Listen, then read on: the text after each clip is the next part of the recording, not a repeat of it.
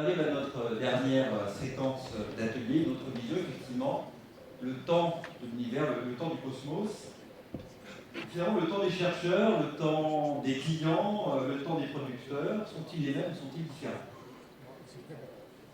Les uns comme les autres se heurtent probablement au même questionnement, en tout cas, deux mondes qui semblent apparemment différents. D'un côté, celui de la recherche en cosmologie, de l'autre côté, celui de l'informatique, ont peut-être finalement bien plus de points communs, que ce soit dans leur histoire ou dans leur fondement. Pour parler de ce sujet, mesdames et messieurs, on d'applaudir Jean-Philippe Uzan.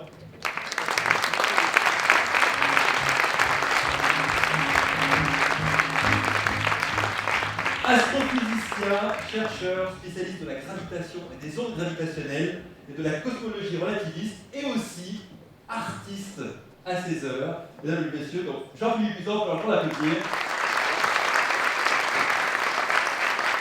Et il sera passé pour cette séquence. Je vous demande maintenant d'applaudir Evelyne, Olivier et Bruno. C'est ça, vous, là.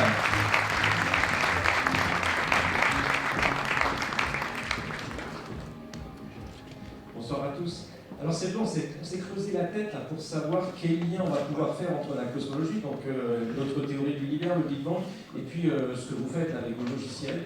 On a réfléchi plusieurs journées, on a échangé des mails, et en fait c'est juste en voyant les exposés précédents, je me suis dit mais en fait c'est évident, et puis c'est finalement Philippe Lebru qui m'a donné la clé tout à l'heure.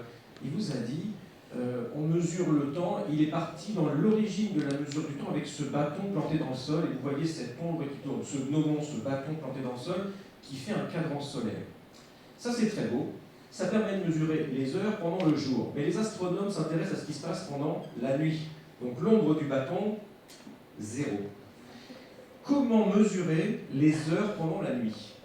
C'est une question qui peut intéresser les astronomes parce que peut-être ça fait partie des gens qui travaillent beaucoup pendant la nuit, mais ça intéressait surtout, à l'époque de Babylone et d'Égypte, l'organisation de la société, parce qu'on devait faire des prières pendant la nuit à certaines heures. On devait organiser, pas le travail, mais on devait organiser les prières. Et donc il fallait savoir comment mesurer les heures pendant la nuit. Et à partir de ce moment-là, on a compris que c'était le mouvement des étoiles qui nous permettait de mesurer les heures. Donc finalement, dès le début de la science, l'astronomie va être finalement la science du temps par excellence, celle qui mesure le temps. Avec toutes les évolutions que nous avons en physique, et ça Philippe nous l'a rappelé tout à l'heure, et puis cette relation au temps, elle a duré jusqu'en 1967. La définition de la seconde jusqu'en 1967 était reliée, 67, était reliée au mouvement de notre planète, qui définit ce qu'on appelait la seconde astronomie. Et en 1967, on a changé de définition, et là on a utilisé un atome. Jusqu'à là, c'était le mouvement de notre planète, la Terre, qui était la référence pour la définition du temps. Et si on revient à 1967, c'est aussi une année importante, parce qu'on va découvrir en astronomie une jeune femme qui fait sa thèse et qui s'appelle Jocelyn Bell, un objet que tout le monde croit être finalement un signal extraterrestre, qui sont les horloges les plus précises, les horloges naturelles les plus précises de l'univers, qu'on appelle les pulsars. Donc l'astrophysique, l'astronomie, nous offre des horloges naturelles qui nous permettent de mesurer le temps, qui nous permettent d'avoir une idée de finalement, est-ce qu'on peut reconstruire l'histoire de l'univers? Mais comme je vous l'ai dit, initialement, cette mesure du temps, c'était un petit peu pour nous organiser. Alors ce qu'on voulait faire, c'est repasser un peu sur les idées, l'évolution des concepts du temps, parce que le temps, c'est quelque chose, vous savez tous ce que c'est que le temps, et comme on le dit souvent, si on vous demande de le définir, vous n'êtes pas capable de le définir. Donc là, la science, un de ses aspects fondamentaux, la science, c'est pas simplement faire des calculs, c'est pas simplement créer des objets, c'est aussi réfléchir sur les concepts avec lesquels il travaille. Le temps, l'espace, qui sont ceux de l'astrophysique, les concepts primaux de l'astrophysique, sont au cœur de nos réflexions. Et on va essayer de voir ensemble comment est-ce qu'on a pensé le temps différemment. Et pour ça, le plus parallèle qu'on va faire, j'ai demandé, Olivier, finalement, si on remonte dans le temps, dans le passé, je ne vais pas utiliser le mot temps, si on remonte dans le passé, comment est-ce que vous, au moment où vous vous êtes créé, vous pensiez votre activité, vous avez créé quelque chose, pourquoi, dans quel contexte? Et je vais essayer de vous montrer que finalement ces questions de contexte font que ce sont souvent les déclencheurs de l'innovation. Alors c'est un petit peu le hasard qui a gouverné le lancement de l'ILIS, puisque le prédécesseur de Bruno avait quelques activités dans la grande distribution, et ayant fait des études informatiques, les personnes qu'il rencontrait fréquemment lui disaient « Mais tiens, moi j'ai un problème, je fais mes plannings avec gomme-crayon, ça me prend énormément de temps, je me trompe forcément, parfois, et toi là, tu fais de l'informatique, c'est quelque chose de nouveau, hein, fin des années 80, début des années 90, l'informatique débute dans certaines professions, et là, on lui demande ce challenge, eh bien, est-ce que tu pourrais faire quelque chose pour nous aider? Et là, l'idée de bâtir une solution de planification, alors, au début, un bête outil qui permet de saisir les plannings, les confronter à des charges de travail, et puis, au fil des années, de la réflexion, il a bâti un moteur de calcul et a décidé de lancer Olydis. Voilà, en 1988, Olydis est né, a démarré avec peu de gens, 2 personnes, puis 3, et ainsi de suite. Et a suivi l'évolution des technos qui apparaissaient au fil des années. Donc si je résume, on est passé finalement, on a une sorte de transition entre le papier-crayon et l'informatique. Donc vous voyez, on est en train de penser la gestion du temps de façon très très différente. Alors je ne vais pas remonter à l'histoire disons très très loin dans l'Antiquité pour vous raconter toutes les évolutions des idées, mais la notion intuitive que vous avez du temps, celle qui est mesurée par ces horloges, c'est en fait une notion qui remonte à l'époque de Galilée et de Newton. On a un temps qui est universel, qui coule de source.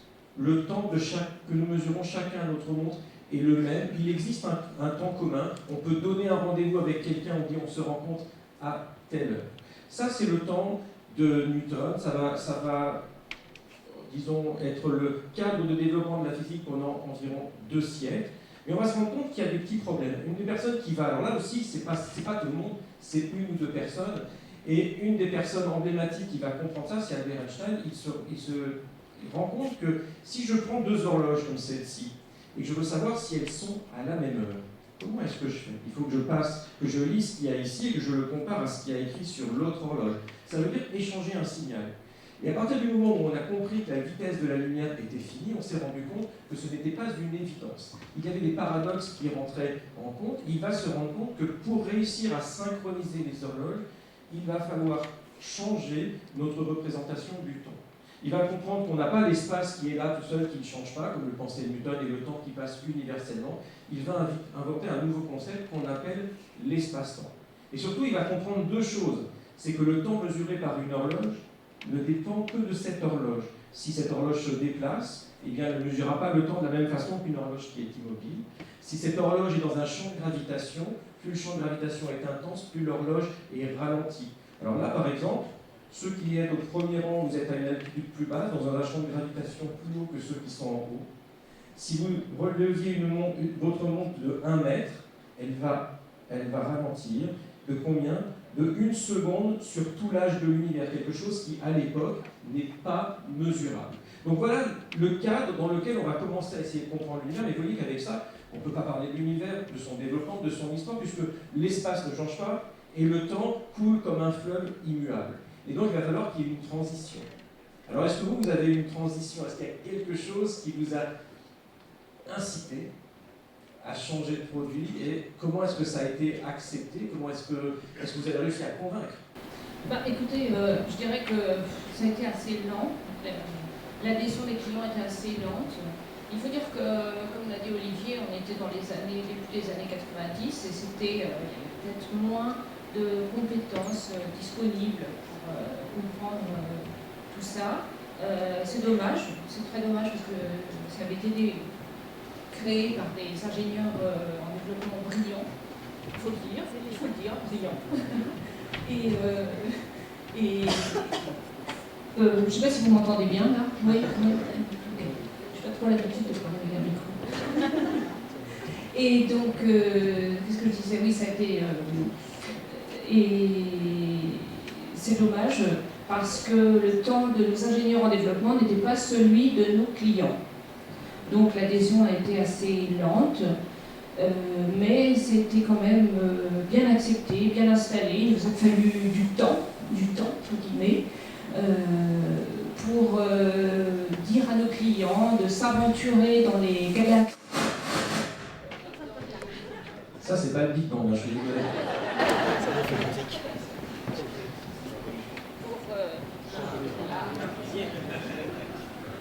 Voilà.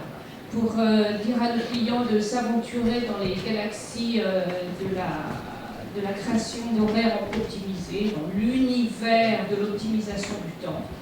Il nous a fallu du temps, c'est vrai. Mais après, c'était bon, on a réussi, c'était bien installé et on a développé ensuite l'Alexa, qui est la solution sous Windows. Peut-être Olivier, tu peux en parler un peu. Mets ton micro si tu parles. Évidemment, il a fallu faire évoluer les solutions qui ont été proposées en fonction de l'évolution de l'environnement informatique de nos clients. Étape 2, nouvelle solution. Donc vous voyez, si je retiens quelque chose, il y avait quand même des gars brillants qui ont fait leur truc, et puis les autres, ils n'ont pas suivi. Alors c'était pareil en sciences. Hein. Le gars brillant, il s'appelait Albert Einstein, on va dire qu'il n'était pas brillant celui-là, et en 1915, il a sa fameuse théorie de la relativité générale. Il dit, voilà, c'est complètement différent. Newton, c'est pas la gravitation, c'est pas Newton, l'espace, c'est pas Newton, le temps, c'est pas Newton. Alors il faut déjà voir le contexte. En 1915, on est pendant la Première Guerre mondiale. Einstein est allemand, on n'avait pas Internet, donc on communiquait par lettres. Il écrivait en allemand, les autres lisaient l'anglais ou le français. Donc la communication scientifique était beaucoup plus lente, donc c'est normal qu'il ait fallu du temps pour que ça diffuse. Il y a quelques personnes qui vont s'intéresser à sa théorie. Une des plus importantes, c'est Arthur Eddington. Arthur Eddington, qui est à l'université de Cambridge. Lui, il n'est pas en guerre parce que c'est un pacifiste, il est dans son bureau, il lit les travaux d'Einstein, il se dit, il y a un truc à faire. Il va dire, voilà, si Einstein a raison, il va se passer un truc pendant les éclipses de soleil. Il va faire sa mesure en 1919. Il mesure exactement ce qu'Einstein a prédit. Il revient à Londres, il annonce le résultat sous le grand portrait de Newton à la Royal Society. Et donc là, Einstein est encensé, c'est le plus grand génie vivant de l'humanité, ainsi de suite, ainsi de suite. Et puis sa théorie, elle est là et elle est supposée incompréhensible. Alors pourquoi est-ce qu'elle est incompréhensible ? Premièrement, elle repose sur des mathématiques qui, à l'époque, ne sont pas enseignées. C'est en particulier son collègue Marcel Grossman, avec qui il travaillait, qui a développé beaucoup de ce langage mathématique. Donc, les gens, les autres scientifiques, ils doivent apprendre ce nouveau langage. Tous les effets que l'on pourrait mettre en évidence sur Terre, ils sont trop petits. C'est-à-dire ces effets des mondes, là, je vous ai dit, c'est 1 seconde sur l'âge de l'univers. On n'avait pas une montre suffisamment précise à l'époque. Les effets sur le mouvement des planètes étaient trop fins pour que les mesures astronomiques permettent de les révéler à l'époque. Donc en fait, qu'est-ce que font les astrophysiciens ? Ils disent, Newton, ça marche bien pour tous dans la pratique, voilà, dans une question pratique, ça suffit. Peut-être on peut rajouter pour certains effets quelques petits termes correctifs qui viennent d'Einstein, mais on ne va pas changer notre façon de penser. Et donc il continue à penser comme chez Newton, on appelle ça une interprétation néo-newtonienne. Ils pensent comme Newton, ils changent un petit peu, ils font un petit peu de bricolage, de bidouillage, mais surtout ça leur évite d'avoir à complètement remettre en question leur façon de penser l'espace, le temps, de passer à cet espace-temps, à cette nouvelle géométrie qu'ils ne connaissaient pas. Donc ça c'est l'aspect purement technique, et donc pendant 50 ans, cette théorie, elle va complètement, on va dire, être ignorée par la communauté scientifique. Il n'y a que quelques personnes qui s'y intéressent, et de façon très étrange, ceux qui s'y intéressent, ce sont les gens qui vont commencer à faire de la cosmologie, les gens qui vont s'intéresser à l'univers. Et Albert Einstein, lui-même le premier, en 1917. Il dit, si j'ai une théorie qui me dit quelle doit être la structure de l'espace et du temps, je dois être capable de l'appliquer à l'univers dans son ensemble. Et en 1917, il va faire le premier article scientifique de cosmologie. Ça va lancer tout un champ de recherche qui, à l'époque, est très très théorique, parce que, je ne sais pas si vous le savez, mais à l'époque, on ne savait quasiment rien de l'univers. Juste pour que vous ayez 2 dates importantes dans votre tête. Vous voyez les étoiles le soir quand vous allez, voilà, n'importe où, vous regardez le ciel, vous voyez les étoiles. Est-ce que vous avez une idée de la distance à laquelle se trouvent ces étoiles ? Des milliards de... on va faire des trucs comme ça, mais on va bien comprendre. Ce qui est important, c'est qu'il faut que vous vous disiez que jusqu'en 1838, personne n'avait été capable de mesurer la distance d'une étoile. Donc 1838, donc vous voyez, ça fait moins de 200 ans. Eh bien, que l'on sait à quelle distance sont les étoiles. On commence à mesurer les distances dans notre environnement local. Ça, c'est la première chose. Et puis ensuite, on commence à faire des cartes de notre galaxie, en particulier un astronome anglais qui s'appelle William Herschel.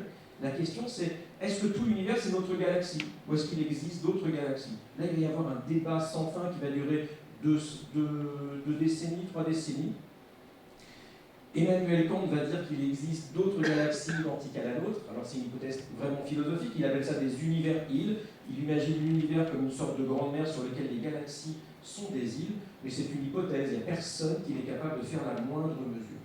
Et est-ce que vous avez une idée de la date à laquelle on a prouvé qu'il existait une autre galaxie?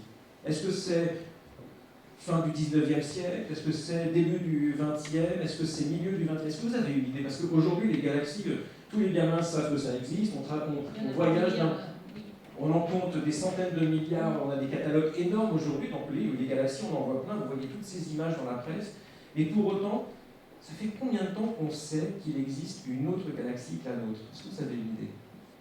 Vous avez une idée? Un chiffre? Je dirais Hubble, mais je ne suis pas certain. Ah, c'est pas mal, c'est pas mal, c'est pas mal. Un début de siècle. C'est ça, à peu près. Le 30 décembre 1924. Donc pour le 30 décembre 1924, Hubble est dans l'observatoire du Mont Wilson en Californie et il annonce pour la première fois l'existence d'une autre galaxie. Puis ensuite, il va en mesurer une deuxième, une troisième. Donc vous voyez, là aussi, pour pouvoir changer de vision, il fallait deux moteurs. Il fallait avoir un langage mathématique, une théorie, la faire accepter. Et là, il y avait de la réticence parce que ça voulait dire changer sa vision du monde. Il fallait aussi des observations. Et ça, c'est venu simplement à partir de Hubble. Avant Hubble, on n'avait aucune idée de comment est-ce que la matière était disposée dans l'univers, s'il existait d'autres galaxies. Et ça va être le déclencheur. Ces deux éléments, une théorie et des observations, vont être le moteur. Et là, on va avoir une série de révolutions. On va d'abord avoir, à la fin des années 20, Friedman et Lemaitre qui vont comprendre que si vous dites ça, alors l'espace doit se dilater. Alors ça, c'est tout à fait contraire à ce que Newton pensait. Et c'est exactement ce que va prouver Hubble en 1931 par des observations. Pour la première fois, la théorie d'Einstein faisait une prédiction qui était contre-intuitive par rapport à ce que l'on voyait ici. On ne voit pas l'espace se dilater ici.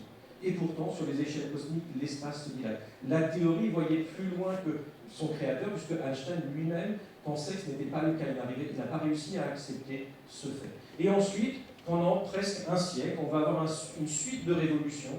Dans les années 30-40, la physique nucléaire, on va comprendre l'origine des éléments. Ensuite, on va dire qu'il y a des galaxies, comment naissent les galaxies, on va comprendre l'origine des galaxies. Et puis après, on va dire, si on remonte plus dans le passé, il y a ce fameux moment où l'espace et le temps ne font plus sens, qu'on appelle la singularité, et que dans les médias, on appelle le Big Bang. Est-ce que c'est vraiment une origine? Qu'est-ce qui se passe à ce moment-là? Et ça se passe à votre même temps que vous, dans les années 80. J'ai vu le portrait de Stephen Hawking qui était là. C'était en alliant la mécanique quantique et la relativité générale qu'on comprend qu'il va y avoir des choses, des phénomènes quantiques dans l'univers primordial, et peut-être des façons de comprendre l'état de l'univers alors qu'on n'a aucune observation. Donc vous voyez une série de révolutions qui à chaque fois ont demandé de complètement revoir les concepts que l'on utilisait. Et bien sûr, pour faire cela, il fallait des mathématiques et il fallait aussi des observations pour valider ces spéculations. Alors je me demande là, parce qu'on a parlé donc des premiers outils, il a fallu du temps, il y a eu des révolutions, il n'y a pas eu de révolution? Ou ça a été, J'aimerais répondre. Moi, je suis arrivé il y a 15 ans, pétri d'idées technologiques, scientifiques, baigné par tout ce qu'on vient de décrire. Et j'ai été étonné justement par la stabilité des produits. C'est-à-dire qu'une fois que les outils, les technologies ont été en place, elles ont été acceptées, appréciées, à leur juste valeur probablement. Et on va dire le modernisme, ou en tout cas le désir de changer d'outils, de changer de technologie, n'a pas été tout de suite flagrant. Alors, étant un moderniste forcené, j'ai l'impression qu'on a eu la même vie. Je me suis dit, bon, qu'est-ce qu'on va faire? Il faut vraiment qu'on progresse, qu'on aille beaucoup plus vite. Est-ce que mon temps est le même que celui de mon entreprise? Est-ce que mon temps est le même que celui de mes clients? Est-ce que mon temps est le même que celui de la technologie? C'était pas une chose avérée dans les 5-10 premières années. Je pense qu'aujourd'hui, par contre, on est en train de vivre une accélération. Il y a deux choses qui me fascinent et qui finalement me vont bien à nouveau. On voit une appréciation nouvelle par tout un écosystème, des nouveaux outils, des nouvelles technologies. On voit le besoin de les mettre en place très vite, mais aussi on voit de nouvelles contraintes. Donc cette accélération amène des contraintes en termes de ROI, de vitesse de création. On a beaucoup entendu au cours des précédents ateliers parler de créativité. Et là, j'ai l'impression finalement que le temps de la création, de la fabrication, de la mise en œuvre des outils, c'est inversé. C'est-à-dire qu'il est beaucoup plus lent que finalement le temps de la créativité exigée et du ROI. C'est un peu, je pense, ce qu'on doit vivre en cosmologie, de toute évidence. J'ai l'impression aussi que le temps des inventeurs, des génies, des fondateurs solitaires est complètement révolu. Qu'il faut passer à quelque chose d'autre. C'est dommage pour nous. Hein. Alors, il y a deux choses là, que tu viens de dire. Il y a déjà cette idée de l'outil. C'est-à-dire qu'on est passé d'un concept à un outil. Souvent, j'ai tendance à dire qu'un outil, c'est une pensée qui est déposée dans un objet. Et en fait, à partir du moment où cet objet il incarne une pensée, il va vous obliger l'utilisation de l'outil va vous obliger à changer votre façon de penser. Alors ça, on l'a dans tous les jours. À partir du moment où vous avez un marteau, vous ne pensez plus la même chose. Et c'est vrai en science. Si j'ai un outil mathématique qui me permet de faire des choses que je ne pouvais pas faire avant, et j'imagine que c'est pareil avec un logiciel. Cet outil, c'est de la pensée incarnée, pas incarnée, matérialisée. Et ça, c'est très important parce que ça veut dire qu'à un certain moment, les outils vous donnent aussi un cadre de pensée et vous vont accélérer la façon de faire de la science parce qu'on va avoir des outils communs, on va pouvoir échanger plus facilement. Alors aujourd'hui, je pense que c'est assez évident qu'il y a une explosion du savoir sur l'univers. Si vous ouvrez votre radio, si vous regardez les journaux, on a détecté les ondes gravitationnelles, l'annonce était février 2016, on a prouvé qu'il y avait l'existence des trous noirs de masse stellaire. Il y a 2 semaines, on a eu ce trou noir supermassif dont vous avez vu l'image pour la première fois. On débat régulièrement à la radio, à la télé de matière noire, d'énergie sombre. Donc, d'ailleurs, c'est drôle parce que l'énergie sombre, c'est le truc qui ferait accélérer l'univers lui-même, l'expansion. C'est même l'expansion de l'univers accélère, c'est vraiment que tout accélère. Donc, on voit qu'on a l'impression que cette connaissance, elle croît et elle croît. Alors, je pense qu'il y a différentes raisons pour ça. C'est que, au-delà de l'évolution des outils que l'on utilise et donc qui nous ont donné une maturité sur la façon de poser les questions. On a mieux cerné les questions que on devait poser, puisque ces théories qui étaient difficiles, elles ont été digérées par des gens enseignés, et donc on arrive avec des nouvelles générations qui maîtrisent, c'est leur langage maternel d'une certaine façon, donc eux vont plus loin, plus rapidement, c'est la première chose. Et puis en parallèle, il y a eu toutes les autres évolutions de la science, avec les technologies. On a inventé des grands télescopes, des microscopes, la physique quantique nous a permis d'avoir beaucoup d'outils. Donc on peut sonder l'univers. Et vous savez, ça c'est important parce qu'à partir du moment où j'ai ces outils, qu'est-ce que je fais? Je vais voir des choses qui ne sont pas accessibles à mes sens. Si j'ai un télescope qui mesure de l'infrarouge, mes yeux voient du rouge au violet. Les ultraviolets, je sais qu'ils existent depuis le 19e siècle, on n'est pas capable de faire des images en ultraviolet. Aujourd'hui, on sait le faire. Donc on va voir dans des couleurs inaccessibles à nos yeux. Donc on rend sensible des choses qui n'existaient pas. On enrichit la réalité. Si on enrichit la réalité, il faut l'expliquer. Mais tout ça, ça ne se fait pas dans son petit cabinet avec son petit télescope comme le faisait Galilée. C'est des télescopes qui demandent des centaines de personnes, des satellites qui demandent 10 ans, 20 ans de développement, qui demandent des financements sur ces périodes-là et qui demandent des équipes qui contiennent des scientifiques pour vous dire voilà les questions que l'on veut adresser, des astrophysiciens qui vous donnent des stratégies d'observation, des ingénieurs pour designer le satellite, des électroniciens pour le réaliser, des gens qui font de l'analyse de données, et donc on se retrouve avec des équipes sur les derniers satellites, comme le satellite Euclide par exemple, qui sera lancé en 2022, à être plus de 1000 personnes dans le monde à travailler sur le même satellite. Et donc là, vous voyez que toutes des questions qui étaient complètement étrangères à la façon de faire la science il y a, on va dire, 50 ans, organiser le travail avant, et en physique théorique, qui est plus ce que je fais moi, on travaille dans des petits groupes de 2-3 personnes, avec des collègues avec qui on discute, on débat, on échange des questions, ça se passe principalement au tableau noir. Mais quand vous rentrez dans ce domaine-là, eh bien, vous allez avoir des grandes collaborations, des conf calls, comme on a eu tout à l'heure, de façon assez régulière, parce que les logiciels d'analyse de données sont développés en différents points de la planète, par différentes équipes, avec différents algorithmes pour vérifier qu'on est bien d'accord. Et donc là, on a un changement complet de la façon de penser la science. On voit qu'on a une sorte de globalisation de la science. Il faut avoir conscience qu'aujourd'hui même, il vit plus de chercheurs que l'ensemble des chercheurs de l'histoire de l'humanité. Donc la création de connaissances aussi est proportionnelle au nombre de cerveaux qui pensent. Oui, je vois que tu arrives, donc je vais finir avec un mot de conclusion. Voilà. C'est peut-être pour ça que Une horloge vivante, j'arrive, Non, c'est ça, c'est super impressionnant, c'est pire qu'un trou noir avec son effet gravitationnel. Je vais me sentir absorbé. Personne ne vous rassure. Voilà. Et donc on avait discuté. Je crois qu'aujourd'hui, quand on fait de la science, il va y avoir ces notions de temps qui superposent. On en a eu différents exemples ici. Il y a le temps, le sens commun, celui avec lequel on est, celui avec lequel on communique les uns les autres. Il y a les concepts de temps que les mathématiques et la physique nous offrent, qui sont souvent mais difficiles à percevoir parce qu'ils font référence à des concepts qu'on n'a pas l'habitude. Dans la recherche, on a un temps qui est un temps long et on est très bavard quand on fait de la recherche. Je suis vraiment désolé, c'est des parties du métier. Si vos enfants sont bavards, ils font peut-être de la recherche, à l'école surtout. On a le temps de diffusion des idées parce qu'il faut que ça pénètre chez les citoyens et dans les générations futures, l'enseignement et la recherche, et ça c'est sur des décennies.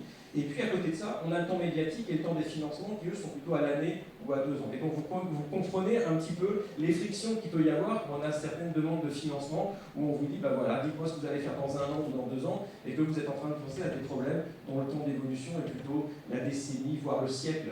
Et donc là aussi, ça crée certaines tensions. Donc est-ce que vous avez un peu la même chose et comment vous voyez aussi votre futur? Complètement, on a des temps différents et puis tout à l'heure, je me ferai un plaisir d'expliquer ce que je pense du futur. Je ne vais pas dévoiler tout de suite les perspectives, mais effectivement, quand j'ai dit accélération, on la ressent et il faut la mettre en œuvre. Le plus difficile, c'est l'exécution. Je suis désolé, on n'a pas, on ne voyageait pas à vitesse lumière, donc on n'a pas contrôlé notre compression du temps. C'est collé. Comme l'univers, cette expansion. C'est ça. Voilà. Très bien. En tout cas, oui, la conclusion apportera les développements que j'amènerai dans quelques instants. Comme ça fait le teasing pour tout à l'heure, en fait. Exactement. On peut les applaudir, la ministre. Merci, Edmond, Olivier, Bruno.